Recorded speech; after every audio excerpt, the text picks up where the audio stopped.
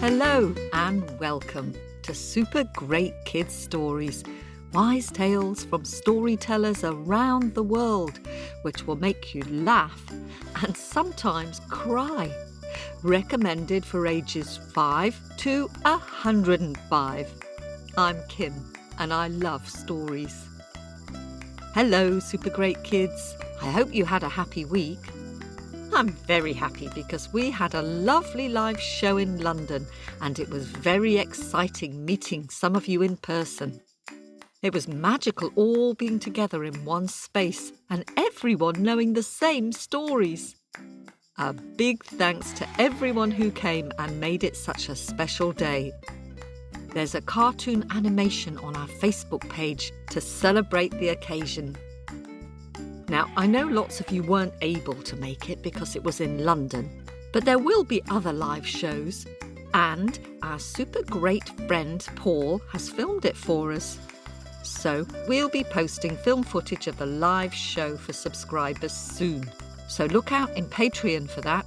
And for Apple subscribers, we'll put the film in our Owlets Club. So listen out for instructions how to join our club in your Apple subscription channel. Now, today we start a new theme of little people.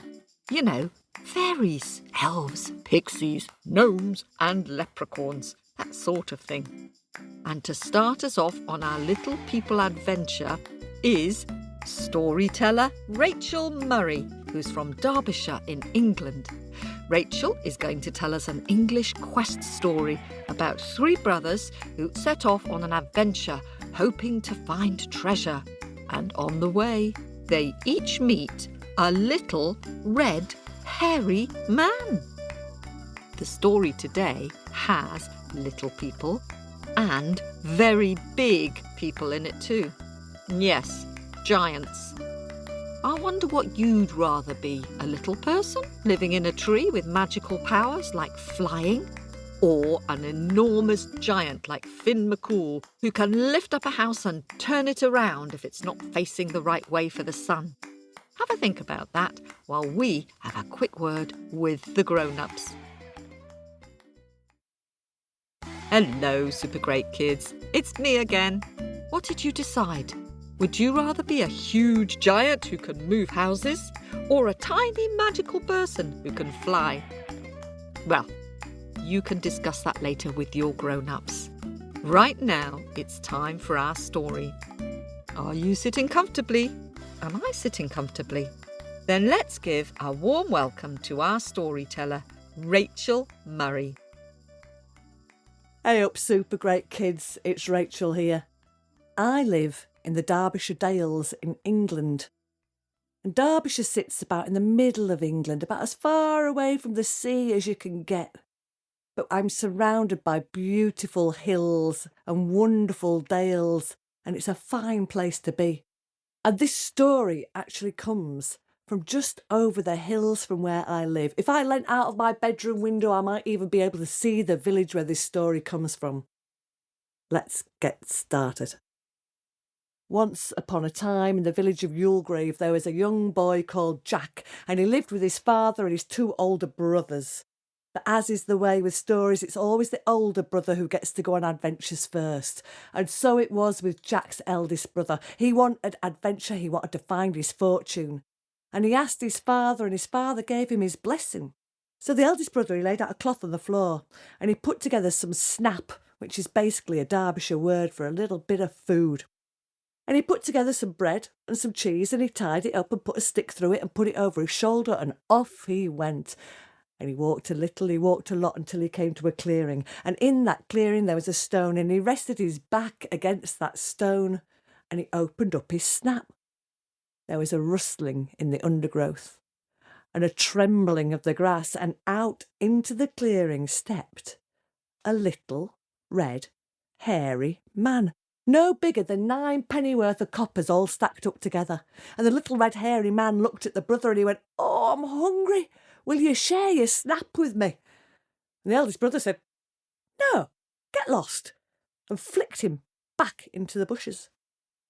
The second brother wanted to seek his fortune, and he came the same way as the eldest brother had come, and he sat at that same stone with his back against it in the sunshine, and he opened up his snap of bread and cheese. There was a rustling in the undergrowth and a trembling of the grass, and out stepped a little red hairy man, no bigger than 9 pennyworth of coppers all stacked up together. And he looked at the second brother. He said, "Oh, I'm hungry." He said, "Will you share your snap with me?" And the second brother, he thought he's only a little man, and so he gave him some crumbs. The little red hairy man gobbled them up, and he gave a little at the end. "Oh, thank you," he said. "You're seeking your fortune." "Yes," said the second brother. "Well, come with me." And he led him to the top of a mine shaft, and that mine shaft was covered over with a grid, and ferns grew over it, and a spider's webs covered the top. And the little red hairy man said, "Your fortune is down there." Well, the second brother, he looked and he didn't think much of that. That mine had obviously been worked out a long time ago. But he said thank you. Then he walked out of the story. And back home was Jack, and Jack wanted to go and seek his fortune too. He wanted to follow his brothers into the big wide world, and after pleading with his father, he put together some snap and off he went. And he sat in that same clearing with his back against the stone, and he opened up his snap, and there was a rustling in the undergrowth and a trembling of the grass, and out into the clearing stepped the little red hairy man. And he looked at Jack. He said, "Jack, will you share your snap with me?" And Jack looked and he said, "Aye, I will." And very carefully he cut the bread in half, and he cut the cheese in half, and he offered it to the little red hairy man to choose. Well, the little red hairy man, for such a little man, had a big appetite, and he gobbled down the bread and the cheese, and he gave a great big burp. "Thank you," he said. "You're seeking your fortune. Follow me." And he took Jack to that same mine shaft, and he showed Jack the mine shaft, and Jack said, "Thank you, little red hairy man." But he'd gone. He'd disappeared. So Jack set to work. He removed the grid from the top of the mine shaft, and he built himself a windlass. It was like a kind of a bucket that he could get in and lower himself down into the mine. So he stepped into the bucket and he lowered himself down deeper and deeper and deeper into the ground. And as he did so, you would think that it would get darker and darker.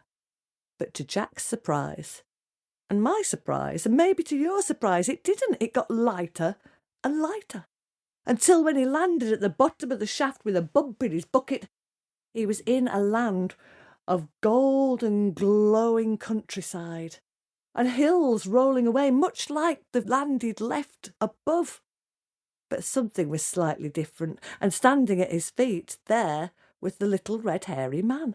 And holding above his head he had a ball, and the ball was made of copper. He said, "Jack, follow this for your fortune." And he threw it, and the ball went off, and it bounced, and it bowled and rolled off the track and down the road, and Jack ran after it. He ran uphill and down dale, uphill and down dale, uphill and down dale, till the ball came to a stop with a against the door, and that great big door was made of copper. And it was set in a great big wall that was made of copper. And that wall was set in a castle that was made of copper.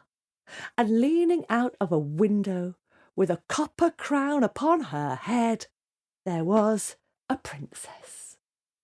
And she saw him. She said, "Jack, there you are. Where have you been?" "Ah," she said, "look, catch this." And she threw something out the window. Jack held out his hands, and into his hands there landed a lance, a great big lance like the knights used to use for jousting with. And he looked at it, he said, "What do I need a lance for?" She said, "Because the giant will be home at any minute." "Giant?" said Jack. "Giant," said the princess.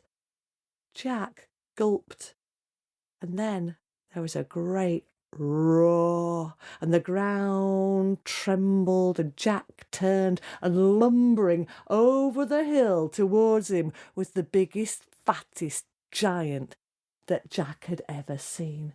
In fact, he'd never seen a giant, so this was definitely the biggest, fattest giant he had ever seen. But the giant came lumbering towards him, and Jack didn't know what to do. He stood there with the lance in his hands, and his knees were knocking, and his stomach was churning, and his hands were sweating, and what should he do? And the princess said, "Get him!"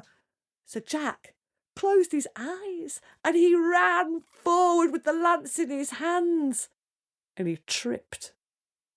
And the lance flew out of his hands, and the giant fell over it and fell down, down, down, splash, into the moat that surrounded the castle. And that was the end of the giant. Hooray!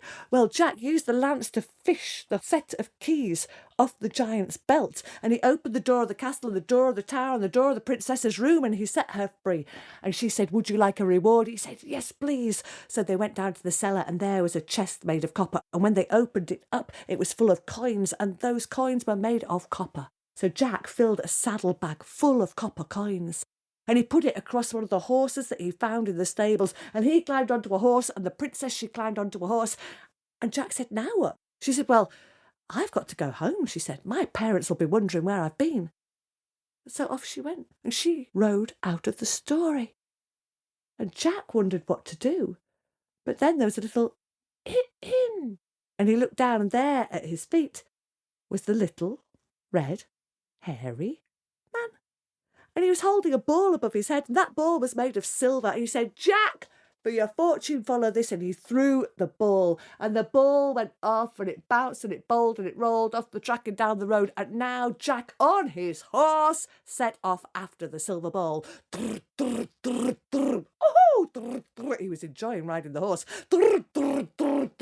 The ball went, and Jack followed it over the hill and down the dale, over the hill, down the dale, over the hill, down the dale, till it came to a stop against a door made of silver, set in a silver wall of a silver castle. And leaning out of a turret window with a silver crown upon her head, there was a princess. And she said, "Jack, there you are, catch this." And she threw something out the window. He held out his hands and caught the sword that she had thrown for him. He said, "Why do I need a sword?" She said, "Because the giant will be..." "Giant," said Jack. "Giant," said the princess. Roar came the sound behind him. He turned, and there, coming towards him, was the hairiest giant that Jack had ever seen. He'd only seen one giant before, but this was the second giant, and this was definitely a very, very hairy giant. Oh, its hair tumbled over its shoulders, it grew out of his ears and out of its nose, and his eyebrows sprouted like forests, and that hairy giant came lumbering towards Jack. And Jack turned, and he was in the courtyard, and he could feel the heat of the blazing fire that burned in the middle of the courtyard behind him. And he stood, and he turned, and with the sword, he didn't know what to do. And so he lifted the sword, and he swung it. And the giant leapt over it and laughed and lunged for Jack. And Jack dodged, and he swung the sword again. And again the giant leapt. And again Jack swung the sword, and this time the giant leapt right over it and right into the fire. And that was the end of the second giant. So Jack opened up the castle door and the tower door and the princess's room, and he let her out, and she said, "Would you like a reward?" "Yes," he said. And so she took him to the cellar, and there was a silver chest, and he opened it up, and there it was full of coins made of, you've guessed it, silver. So he emptied out all the copper coins, and he put all the silver coins into the saddlebag, and he said to the princess, "Now what?" She said, "Well, I've got to go home." And off she went out of the story. And Jack wondered what to do when he heard little in. And he looked down, and there was the little red hairy man. And the little red hairy man had a ball above his head, and I wonder if you know what that ball was made of. I think you probably do. That ball was made out of gold. And the little red hairy man said, "Follow this, Jack." And he threw it, and off Jack went, now nice and relaxed on his horse. Brr, brr, brr, brr. Off he went, uphill, down dale, uphill, down dale, uphill, down dale, till that golden ball stopped with a bang against the golden door and a golden wall and a golden castle. And leaning out of the topmost window, there was a princess with a golden crown upon her head. And she said, "Jack, get on up here, quick!" He opened the door, he went running upstairs. He said, "What, the giant?" She said, "Yes, giant, he's on his way. But listen, I have a plan." And she told him her plan, and it was a cunning plan. And so Jack climbed out of the window and up onto the roof of that castle. And at that moment there was a great roar, and the ground trembled, and over the hill came the tallest, skinniest, boniest giant that Jack had ever seen. And it made its way back towards the castle, and it came in and it walked up all of the stairs and came to the princess's room, and it sniffed. "I smell human." "No, no, no," said the princess. "No humans here. Nobody on the roof. Nobody on the roof. No, no, nobody on the roof. Don't look out the window. Why would you look out the window? There's nobody on the roof." And the giant looked at her and said, "You must think I'm stupid." And the giant leant out of the window. At that point, Jack on the roof dropped a little stone, and it landed on the giant's head, and he twisted his head and he looked up and he saw Jack. And he roared, and he climbed up onto the windowsill, and he reached his long arms up onto the roof, and with the other arm he went to sweep Jack off, and Jack shouted, "Now!" And the princess shouted, "Now!" And with all her might she pushed the giant's legs, and he toppled from the windowsill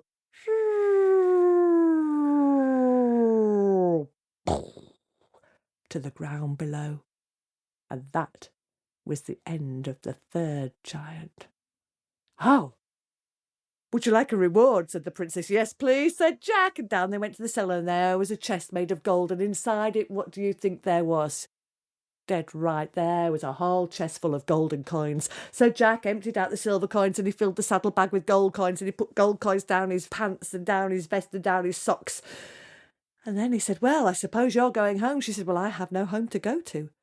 He said, "Well, would you like to come home with me?" "Yeah," she said, "that would be great." So the two of them rode across the land back to the bottom of that mine shaft. And there was the bucket. And Jack climbed into the bucket, and he wound himself up to the top. And then he lowered the bucket, and the princess, she filled it with gold coins. Up it went, and down it came, and up it went, and down it came, and up it went, and down it came, so many times with so many gold coins. And last of all, the princess, she climbed in, and Jack wound up the bucket, and up she came. And they went back to Yulegrave, and they went to see Jack's dad. And Jack's dad made the princess very welcome. And Jack and the princess, they stayed together for a very long time. And I'd like to say they lived happily ever after.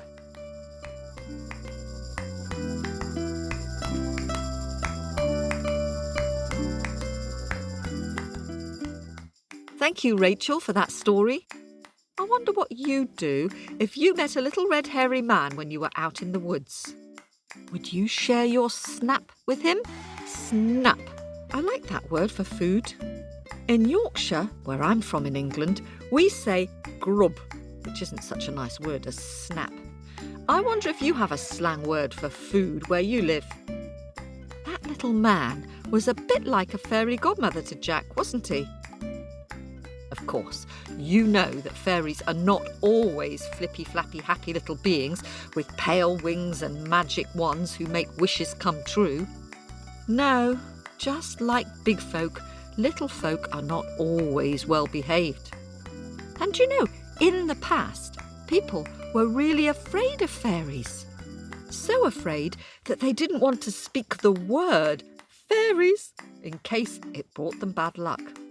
Which is why they became known as little people. In fact, fairies and piskies and imps, they can all cause a lot of trouble. Remember that story Eggshell Soup from Ireland? A wrinkly old fairy tried to swap places with someone's baby and started demanding whiskey and baccy. Now, it's time for me to dig deep into my bag of happies and say some hellos and some thank yous. Thank you to all of you who came to our show. Particular thanks to Candice and her family for coming all the way from Germany. And hello to Archie from Kingston and Lev from London and Oberon and Isla. Thanks to all our subscribers for helping to pay for our storytellers. We welcome new Patreon donors this week, Theo, who is 5, and Sebi, who is 8, from Aliso Viejo in California. Theo's favourite is Baba Yaga, and Sebi's favourite is King Arthur and the Cape of Beards. And welcome to Isla, Patrick and Forrest. And to Shannon, we hope you enjoy being members of the Owlets Club. And a big thanks to Ko-fi donors, Javier, who loves listening to the stories when driving around, and to J and A, who listen at bedtime. And thanks to those of you who've posted really nice reviews on Apple Podcasts. A big thanks to Super Great Kids fan 74 Manatee from the US. And to J. Kim, also from the US, and to Jackson and Hudson in California. And to Cookie from Ireland, who likes listening to The Orange Tree. Thank you for your reviews. They put a skip in our step, especially on dark, rainy days in October. And now some thank yous to you budding artists who've been so busy with pens and crayons and paint, drawing your own versions of our stories. Story Owl has been very busy helping me post some of your pictures. Henry, who is 6 from Auckland, has drawn a lovely picture of Anansi and Turtle. I like Anansi laughing as he tricks poor Turtle back to the river to wash his hands and feet again. And I like the way you've included the little rhyme which Emily put into the story. Turtle, turtle, plod along. Thank you very much for sharing it, Henry. And thanks to 4-year-old Piper from South Carolina, who has drawn an excellent picture of the Russian story Baba Yaga and Masha the Clever. I really like your Baba Yaga with her long grey hair, standing on her mortar with her pestle in her hand. I think you're super brave listening to this story. Maybe you're like Masha the Clever in your picture, Piper. And thanks to Milo, who is 6 from Michigan in the USA, who sent a lovely picture of his favourite story, Pip and the Moon Rabbit. I like the way you've drawn Pip looking up at his friend the Moon Rabbit, who is sitting inside the moon and smiling. I'm a big fan of this story too, Milo. It's good the way Pip and the Moon Rabbit become friends in the end. Thanks for sharing this. And Hudson, who is 7 from Australia, has drawn a very well-observed picture of the fox and the crow. It's great, Hudson, that you've got the crow perched on the branch in the tree and the fox waiting expectantly underneath with her black paws and bushy tail. It's just super great. The cheese looks very cheesy too. Thanks for sharing it. And Milena from Germany, who is 6.5, has drawn a delightful picture of the story by Pamela Marr, The Fish and the Star. I really like that all the stars are smiling. And it's lovely the way you've coloured the wishing star in a different colour to all the other stars. A beautiful drawing of a lovely story. Thank you for sharing it. Wow! Ivy, who is 6 from Rhode Island in the USA, has sent in a fun drawing of the Irish story The Griffin. It's really clever the way you've given him the head of a lion and the wings of an eagle on his body. I like his claws too, Ivy. Thanks so much for sending this. Glad you're enjoying the stories. Goodness, Ember, who is 7 and lives in Frome in the UK, has sent a marvellous Baba Yaga picture. Ember, your Baba Yaga is one of the scariest witches I've ever seen. Your warty nose is magnificent. Baba Yaga's nose, that is, not yours. Really well done, thank you. It's super great. And Ezra, who is 5, who lives in New Paltz in New York, has sent a colourful and energetic picture of Water Mama. Ezra, I hear you've listened to the story about 25 times. Goodness, you must know it even better than Toop. Well done for being brave, even though it's a bit scary. I wonder if the Water Mama did lure the sugarcane man back into the sea, or if he escaped back to his home country. What do you think? Thank you for sharing your picture, Ezra. And Ellie, who is 6, has drawn a lovely picture of Masha the Clever from the Baba Yaga story. I really like the little details like the yellow ribbon which Masha has put around the tree and Baba Yaga shouting at the tree for not warning her that Masha was leaving. Great picture, Ellie, and good listening. Thank you. And what an imaginative picture drawn by Rosemary, who is also a big Baba Yaga fan. I love your chicken leaning out at the top of the hut and the black geese looking down and watching. I wonder if the chicken is actually eating those stars which Baba Yaga is sweeping away as she travels through the sky. Or maybe it's eating her broom. Thank you for sharing this. That's it for this week. If you'd like to see these pictures, they're all on our Facebook page at facebook.com/supergreatkidsstories.